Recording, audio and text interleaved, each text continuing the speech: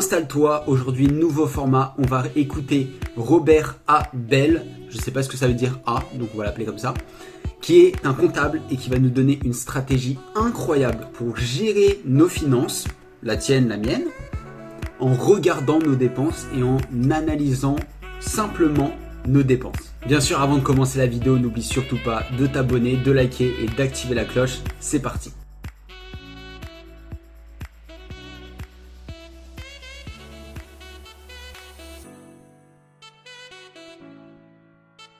Je suis un comptable, mais j'ai un problème avec les nombres. Je suis bon avec les chiffres pour rendre compte de ce qui se passe. Mais je m'intéresse aussi à l'histoire derrière ces chiffres. La partie qui se perd en cours de route. Celle que les chiffres ne peuvent relater. L'histoire plus profonde. Que les simples stratégies d'épargne ou pour gagner de l'argent. Sans cette histoire, je ne pense pas bien faire mon boulot. Voilà pourquoi j'ai dédié ma carrière à comprendre comment faire parler mon travail de comptable sur les histoires des gens, des histoires qui finiront par les aider à améliorer leur vie. Je vais vous raconter ça. Ça a commencé quand quelqu'un me fit remarquer que j'étais obsédé par le chocolat.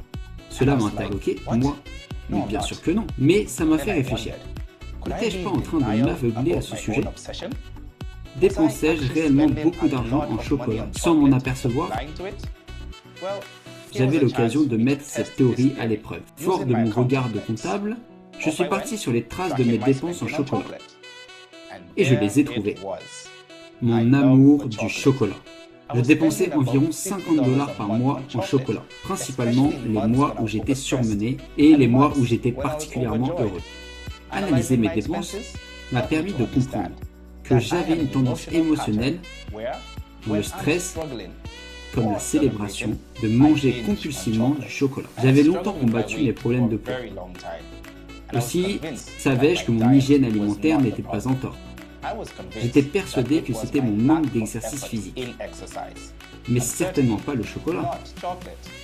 Mais retracer mes dépenses en chocolat m'a fait réaliser que je craignais de me regarder dans le miroir, littéralement et métaphoriquement, et que je manquais de courage pour gérer mon vrai problème, mon hygiène alimentaire. Alors j'ai persévéré dans le sport, mais en y consacrant moins de temps, et j'ai recentré mon attention et mon énergie au développement d'une meilleure hygiène alimentaire. J'ai perdu 23 kilos. Notre relation avec l'argent est le reflet de notre relation avec la vie. La comptabilité de mon comportement avec le chocolat m'a relaté l'histoire de mon propre aveuglement. Je me suis aperçu que je pourrais aider mes clients à discerner ce qu'ils négligent dans leur propre vie et à prendre conscience de leur habitude émotionnelle en retraçant leurs dépenses. Alors, je me suis intéressé de près à l'histoire derrière les dépenses de mes clients, qui pouvaient leur être cachées. Une de mes clientes, une infirmière en soins intensifs, était convaincue que son budget personnel était raisonnable et que ses dépenses étaient justifiables. Mais elle avait du mal à épargner. Et j'ai remarqué qu'elle tenait peu les comptes et ses dépenses. Je lui ai suggéré que sa difficulté d'épargner pourrait être due à un manque de compréhension financière. Et je lui ai proposé de l'aide à identifier la source de ses problèmes.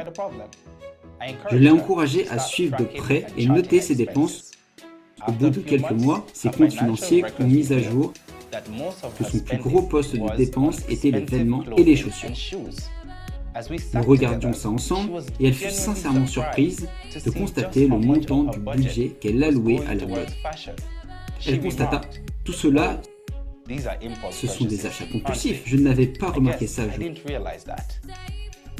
Elle continua à creuser et comprit qu'elle achetait des vêtements afin d'impressionner ses amis et donner l'apparence de prospérité.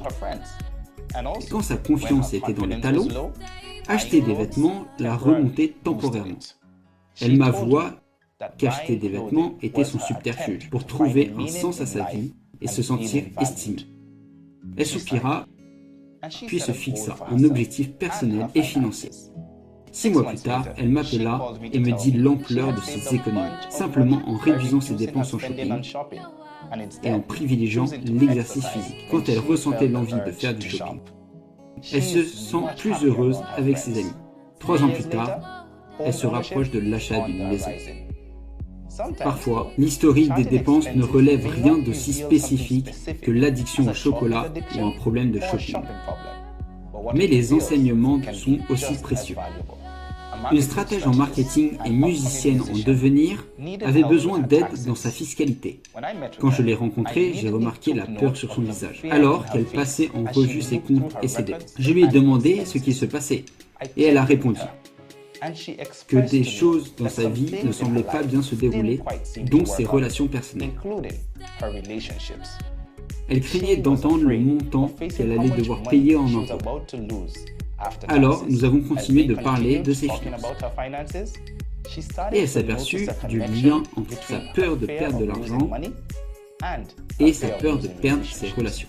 Elle m'avoua avoir peur de s'engager avec quelqu'un, car elle ne voulait pas souffrir.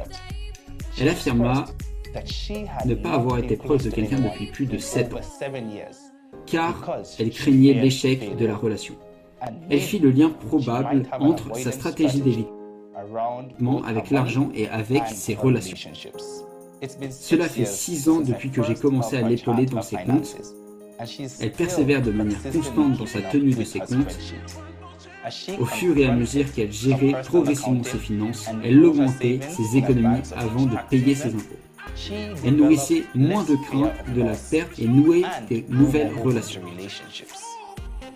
Elle m'affirma avoir même trouvé le courage de quitter une relation qui ne lui était pas bénéfique. Récemment, elle me dit ceci: mes comptes concentrent l'histoire de ma progression dans la vie. Et maintenant, je peux le voir dans les chiffres.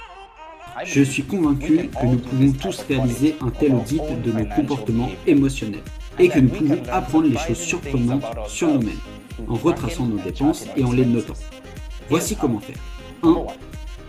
Listez vos relevés de ces 6 derniers mois et classez vos dépenses par type de dépenses pour obtenir une vue globale.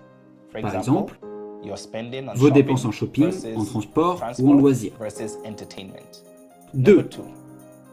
Si une tendance émerge, réfléchissez à ce qu'elle dit de vous. Soyez curieux et inquisiteur. Au début, ce n'est pas nécessairement évident, mais vous demandez ce qui vous a conduit à faire ce choix à ce moment peut vous fournir des indices.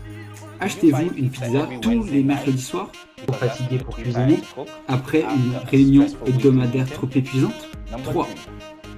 Observez s'il y a des catégories dont la valeur ou le volume vous étonne et cherchez la tendance sous-jacente. Par exemple, avez-vous acheté ce nouveau smartphone avant un événement important afin que vos amis le remarquent? Ou bien pensez-vous prendre le taxi quand il est tard uniquement, mais vous vous apercevez que vos dépenses mensuelles en taxi sont plus importantes que vous l'imaginiez? Travaillez-vous plus tard que vous ne le pensez? Nous pouvons tant apprendre sur nous-mêmes quand on prend le temps de regarder. Parfois notre argent nous connaît mieux que nous ne nous connaissons. Suivre nos finances nous révèle sur quoi porte notre aveuglement, nos biais cachés, nos peurs, ceux qui nous entravent de la vie. Cela peut s'avérer être difficile et inconfortable d'observer attentivement et avec sévérité nos comportements financiers. Ils peuvent nous révéler des vérités émotionnelles profondes, des vérités capables de nous aider à réévaluer notre carrière, nos relations et nos priorités. Alors, tenez le coup, le bénéfice peut être énorme. Merci. J'espère que tu as apprécié la vidéo. N'oublie surtout pas de me partager en commentaire le nom d'une personnalité. J'essaierai de trouver un call intéressant pour te le partager la prochaine fois. Et avant de nous quitter, n'oublie surtout pas que demain, on se retrouve à 19 h comme d'habitude pour une prochaine vidéo. Salut!